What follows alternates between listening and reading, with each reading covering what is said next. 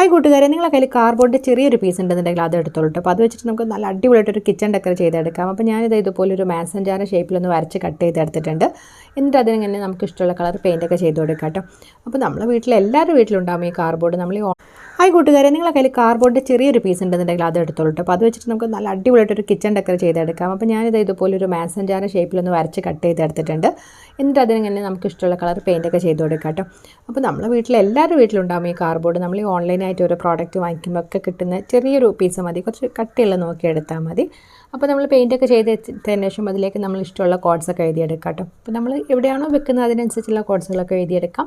അതിലേക്ക് ഞാൻ സിമ്പിളായിട്ടുള്ള ഫ്ലവേഴ്സൊക്കെ വെച്ച് ഡിസൈൻ ചെയ്ത് കൊടുത്തിട്ടുണ്ട്. പിന്നെ ഒരു ഗോൾഡൻ കളർ ത്രെഡ് വെച്ചിട്ട് അതിൻ്റെ മേലെ ഒന്നിങ്ങനെ ചെയ്ത് കൊടുത്തു. അപ്പോൾ ഗോൾഡൻ കളർ ത്രെഡ് ഇല്ലയെന്നുണ്ടെങ്കിൽ നിങ്ങളുടെ കയ്യിൽ ജൂട്ട് ത്രെഡൊക്കെ ഉണ്ടെങ്കിൽ അതൊക്കെ വെച്ച് ഡെക്കറേറ്റ് ചെയ്യാം.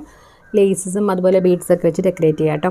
അപ്പോൾ അങ്ങനെ നമ്മൾ വളരെ ഈസി ആയിട്ട് വേസ്റ്റ് ആയിട്ട് കിടക്കുന്ന ഒരു കാർഡ്ബോർഡ് വെച്ചിട്ട് നമ്മൾ വളരെ പെട്ടെന്ന് തന്നെ ചെയ്തെടുത്തൊരു കിച്ചൺ